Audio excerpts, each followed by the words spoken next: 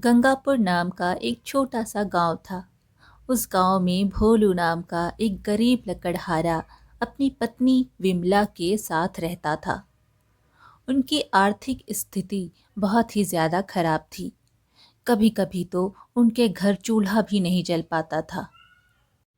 ऐसे ही एक दिन दुखी मन से बैठे हुए विमला भोलू से बोलने लगी। सुनिए जी, हमारा ऐसा हालत कब तक रहेगा? पूरे गांव में हमारा ही घर ऐसा है जहां पर महीने में सिर्फ 15 दिन ही चूल्हा जलता है और बाकी के दिन भूखा सोना पड़ता है। भोलू ने विमला को तसल्ली देते हुए कहा, अरे विमला, तुम चिंता क्यों करती हो? तुम तो जानती ही हो कि मैं रात दिन मेहनत करके लकड़ियां काटता हूँ। देखना एक ना एक दिन हमारा भी वक्त जरूर बदलेगा। तभी विमला बोली, आप कब तक जंगल में जाकर ऐसे ही लकड़ियां काटते रहोगी? कोई ढंग का काम क्यों नहीं ढूंढ लेते? मैं आपसे और स्त्रियों की तरह सोना चांदी मांगती नहीं रहती। मैं बस इतना चाहती हूँ कि हम दोनों को कम से कम पेट भर का खाना तो मिल सके। भोलू बोला, ठीक है विमला, मैं लकड़ी काटने के साथ साथ दूसरे काम का भी तलाश करूंगा। तभी उनके घर के दरवाजे पर एक आदमी ने दस्तक दी। कोई है घर में? कोई है? भोलू बोला, हाँ जी, कौन है बाहर? क्या चाहिए आपको? उस आदमी ने कहा, बेटा, 2 दिनों से कुछ खाया पिया नहीं, भूख के मारे चल भी नहीं पा रहा हूँ। क्या तुम मुझे कुछ खाने को दे सकते हो? भोलू बोला, अब मैं क्या बताऊं बाबा, कल रात से मैं और मेरी पत्नी ने कुछ भी नहीं खाया। एक दाना भी नहीं बचा है घर में। मैं लकड़ियां काट कर अपने परिवार का गुजारा करता हूँ। पिछले कुछ दिनों से जंगल में अच्छी लकड़ियां मिल ही नहीं रही है। आपका दर्द मैं समझ सकता हूँ। खाने को तो कुछ नहीं दे सकता, पर कम से कम पीने के लिए पानी तो ज़रूर दे सकता हूँ। आप बैठ जाइए, मैं पानी लेकर आता हूँ। बाबा ने कहा, अच्छा ठीक है चलेगा। तुम मेरे लिए पानी लेकर आओ, कम से कम प्यास तो बुझ जाएगी मेरी। भोलू अंदर जाता है और पानी लेकर आता है। यह लीजिए बाबा। बाबा बोला, तुम्हारा बहुत बहुत धन्यवाद बेटा। तभी भोलू को बाबा पर दया आ गई। उसने कुछ सोचा और कहा, बाबा, आप कुछ देर रुक जाइए, मैं थोड़ा बाहर जाकर खाने का इंतज़ाम करता हूँ। तब तक आप थोड़ा आराम कर लीजिए। बाबा ने कहा, नहीं बेटा, मुझे बहुत जल्दी है, मैं अभी रुक नहीं सकता। मेरी नज़रों में तुम एक सच्चे और दयालु व्यक्ति लग रहे हो। ऐसा करो, मैं तुम्हें 3 वरदान देता हूँ। तुम्हें जो मांगना है मांग सकते हो। भोलू हिचकिचाते हुए बोला, अरे अरे बाबा, यह तो आपने बहुत दुविधा में डाल दिया। अब मैं आपसे कौन सा वरदान मांगूं? बाबा बोला, जल्दी बोलो बेटा, मैं बहुत जल्दी में हूँ, मुझे अभी बहुत दूर जाना है। भोलू बोला, अच्छा, तो आप मुझे ऐसा वरदान दीजिए कि मेरी इस कुल्हाड़ी को जो भी हाथ में लेगा वो मेरे हुक्म के बिना इसे छोड़ नहीं पाएगा, और अगर वह इसे लेकर चलाना भी शुरू करे तो मेरे बिना मना करने तक वो रुक ना पाए। आप ऐसा वरदान दे सकते हैं क्या? बाबा बोला, अच्छा, यही होगा। और बताओ, तुम्हें और क्या वरदान चाहिए? भोला सोचने लगा, और क्या मांगूं? अच्छा ठीक है, तो फिर इस कुर्सी पर जो भी बैठे वो मेरे हुक्म के बिना यहाँ से उठ ना पाए। बाबा बोला, अच्छा ठीक है, तुम्हारी यह मनोकामना भी पूरी होगी। और क्या चाहिए? जरा सोच समझ कर मांगो बेटा। भोलू बोला, और क्या मांगू बाबा? अच्छा ठीक है, आप कह रहे हो तो ऐसा करो कि इस थैली के भीतर में कोई भी मोहर रखूं तो उसे मेरे अलावा कोई और निकाल ना पाए। बाबा बोला, अच्छा ठीक है, जैसी तुम्हारी इच्छा। और फिर बाबा वहां से चला जाता है। वहां खड़ी बिमला भोलू से बोलने लगी, छी, ये आपने क्या किया? हाथों में आए खुशी को आपने लात मारकर ठुकरा दी। खुद के लिए तो एक बार भी नहीं सोचा, कम से कम मेरे बारे में तो सोचना चाहिए था। लकड़ी काटने के अलावा तो आपको कोई दूसरा काम भी नहीं आता। इतने दिन से बोल रही हूँ कि कोई दूसरा काम ढूंढ लीजिए। वह भी आपसे नहीं होता। पता नहीं कब आपको अकल आएगी। भोलू बोला, ओहो, लगता है मुझसे बहुत बड़ी गलती हो गई है। विमला बोली, वरदान मांगने का मौका क्या कोई ऐसे गवाता है? अगर अच्छे अच्छे वर मांगते तो हमें खाने पीने का कोई कमी नहीं होती। आज तक आपने कोई भी अच्छा काम नहीं किया है। हे ऊपर वाले, ऐसे इंसान का मैं क्या करूं? तभी भोलू नाराज होकर जंगल की तरफ निकल पड़ता है। चलते चलते वह जंगल में पहुंच जाता है। तभी उसे वहां एक थोड़ा अजीब सा आदमी मिलता है। वह आदमी भोलू को देखकर पूछता है, क्या बात है बेटा, इतनी उदासी मन से तुम कहाँ जा रहे हो? अपनी पत्नी के साथ नाराज होकर तुम जंगल में आ गए हो। कोई परेशानी है क्या तुम्हें बेटा? भोलू उसकी बात सुनकर सोचने लगा, कितनी अजीब बात है, यह बूढ़ा तो कोई जादूगर लगता है। मैं अपनी पत्नी से नाराज होकर आया हूँ, इसे कैसे पता? बूढ़ा आदमी बोला, ना ना ना, ज्यादा मत सोचो, ज्यादा सोचोगे तो सब गोलमाल हो जाएगा। तभी भोलू बूढ़े आदमी के पैरों को देखता है। अरे यह क्या, इसके पैर में तो बकरियों के जैसे खुर है। समझ गया, यह बूढ़ा और कोई नहीं बल्कि एक शैतान है जो लोगों को अपना गुलाम बनाता है। तभी बूढ़ा आदमी बोला, क्या हुआ, मेरी बात सुनकर तुम कहाँ खो गए? भोलू बोला, प्रणाम मालिक, अचानक से आपको देखा तो मैं चौंक गया और सब कुछ भूल गया। बूढ़ा बोला, कोई बात नहीं, और बताओ सब कुछ ठीक तो है ना? भोलू बोला, क्या बताऊं मालिक, 2 वक्त का खाना ढूंढना भी मुश्किल हो गया है। बूढ़ा सोचता है, लगता है इस बेचारे को बहुत जल्दी ही फंसा लूंगा। और फिर बोलने लगता है, अच्छा यह बात है, जब तुम इतने दुखी हो तो मेरे पास ही नौकरी कर लो, मैं तुम्हें बहुत सारे मोहरे दूंगा। बूढ़े आदमी की बात सुनकर भोलू सोचने लगा, किसी को पता हो या ना हो पर मुझे तो पता है, शैतान के काम में फंसने पर दोबारा बाहर नहीं निकल सकता। पर अभी जो मेरी हालत है उसमें जीने से भी क्या फ़ायदा और मरने से भी क्या? तभी बूढ़ा आदमी बोला, अच्छा समझ गया, तुम्हें कितनी पगार दूंगा वही सोच के परेशान हो रहे हो ना? भोलू बोला, हाँ इसी बात का चिंता तो मुझे है ही, मैं ही वही सोच रहा था कि आप मुझे पगार क्या देंगे।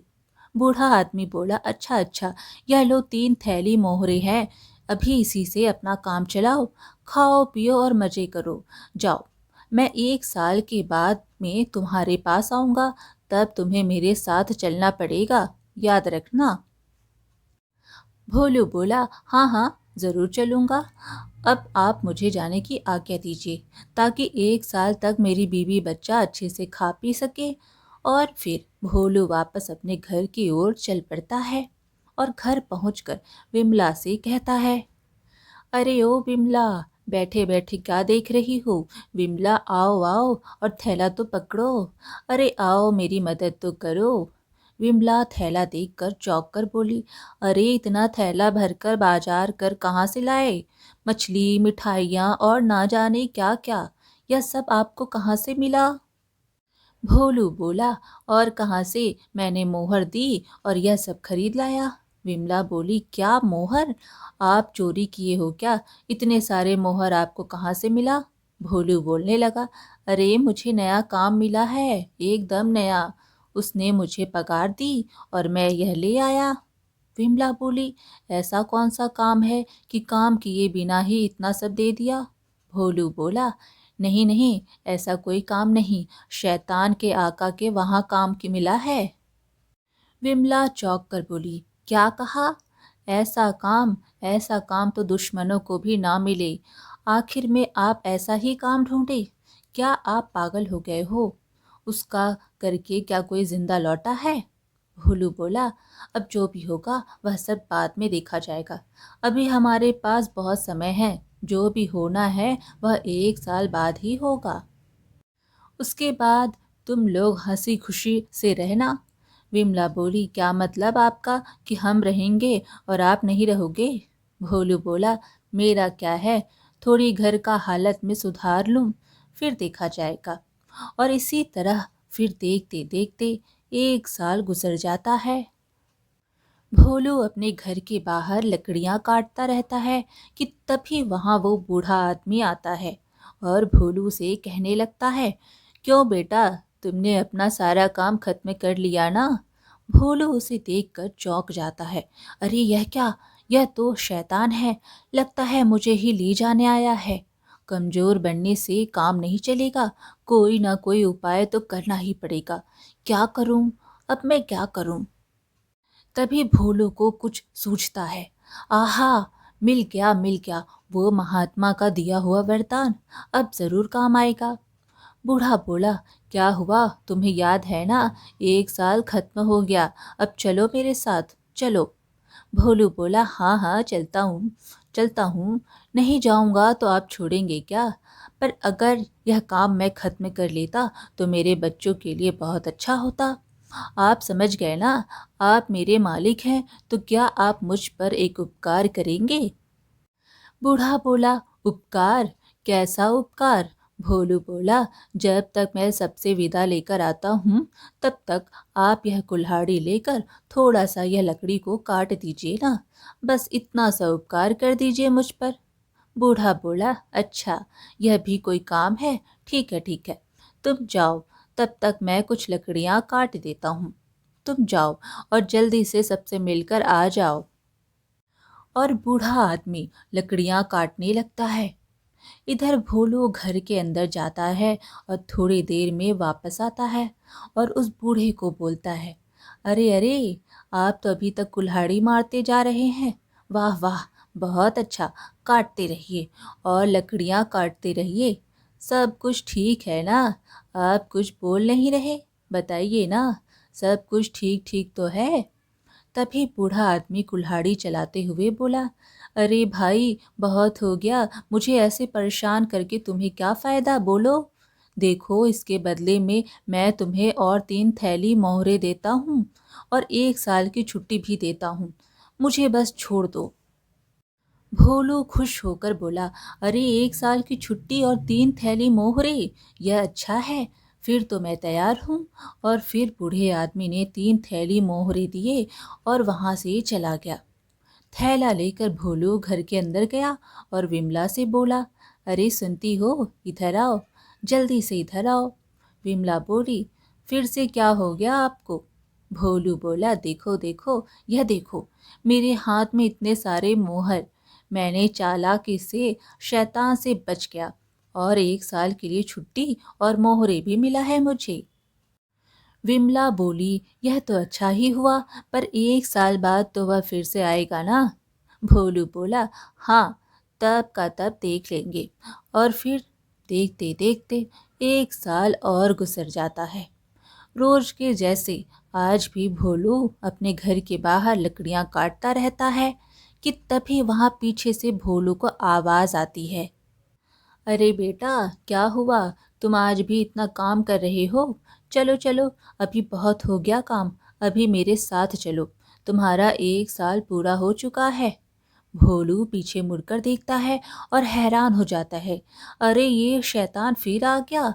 और भोलू बूढ़े आदमी से बोला, हाँ मालिक, मैं जाने के लिए तैयार हूँ, आप शायद थक गए होंगे, आप थोड़ा सा उस कुर्सी पर बैठ जाओ, मैं आपके लिए पानी और मेरा सामान लेकर आता हूँ। बूढ़ा बोला, ठीक है, तुम जल्दी से जाओ और पानी लेकर आना, मैं तब तक थोड़ा आराम कर लेता हूँ। और फिर भोलू अंदर चला जाता है और थोड़ी देर में वापस आया और बूढ़े से बोला, चलो मालिक, मैं आ गया। बूढ़ा आदमी कुर्सी से उठने की कोशिश करता है, परंतु वो उठ नहीं पाता। तभी भोलू फिर बोला, अरे मालिक, उठने का मन नहीं कर रहा है क्या? चलो, मैं जाने के लिए ही आया हूँ। बूढ़ा बोला, अरे बेटा, क्यों ऐसा करता है मेरे साथ, मैं इस कुर्सी से उठ क्यों नहीं पा रहा हूँ?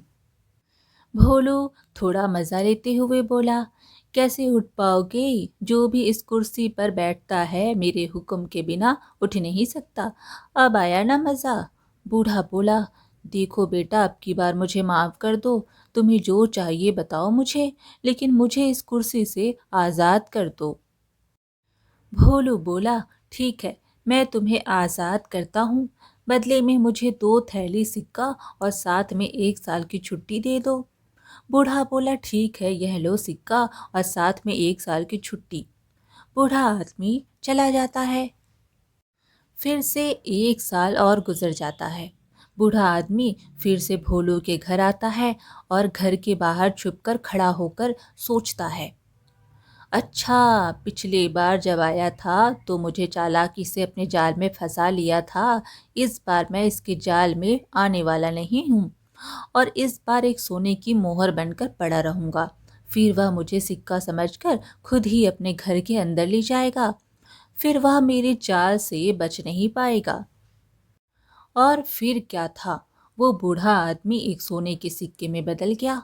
तभी भोलू अपने घर से बाहर निकला और उसकी नज़र सोने के सिक्के पर पड़ी। अरे यह क्या, एक सोने का सिक्का, इसे मैं मेरी थैली में रख देता हूँ। तभी थैली में से आवाज़ आई, अब बताओ, बचकर कहाँ जाओगे? खुद ही उठाकर मुझे घर में लाए हो, इसकी सज़ा तो अब मिलेगी तुम्हें। भोलू आवाज सुनकर पहचान गया कि वही बूढ़ा आदमी है और झट से बोला, ओ, तुम हो। तुम्हें मरने के लिए और कोई भी जगह नहीं मिली तो यह मेरे थैली पे आकर बैठ गए। रुको, अभी मज़ा चखाता हूँ। इस थैली के अंदर जो भी घुसता है वह मेरे हुक्म के बिना बाहर नहीं आ सकता। और फिर विमला से कहता है, अरे सुनती हो, जब मालिक खुद ही से इसके अंदर आए हैं तब खूब अच्छी तरीके से इसकी खातिरदारी करते हैं। विमला बोली, खातिरदारी करनी है? ऐसा खातिरदारी करूंगी कि 7 जन्म तक भूल नहीं पाएगा। और फिर विमला थैली को जोर जोर से मारने लगती है। बूढ़ा अंदर से चिल्लाता है, छोड़ दो मुझे, छोड़ दो, आखिरी बार के लिए तुम्हें कहता हूँ, मुझे छोड़ दो। इस बार मैं तुम्हें 7 थैली मोहरे दूंगा और कभी भी इधर नहीं आऊँगा। छोड़ दो मुझे, मुझे छोड़ दो। भोलू बोला, वाह वाह, तब तो बहुत बढ़िया है। अभी तुम अगर कभी भी इधर आए तो तुम्हें फिर से बंदी बना लूँगा, समझ गए ना? फिर क्या था, भोलू ने शैतानी बूढ़े को बाहर निकाला। शैतानी बूढ़ा बाहर आकर बोला, यह लो तुम थैली, और मैं यहाँ कभी भी नहीं आऊँगा। जा रहा हूँ, मैं जा रहा हूँ। और फिर शैतानी बूढ़ा वहाँ से हमेशा के लिए चला गया। भोलू अब अपने परिवार के साथ मज़े से रहने लगा। आज की कहानी यहीं पर समाप्त हुई।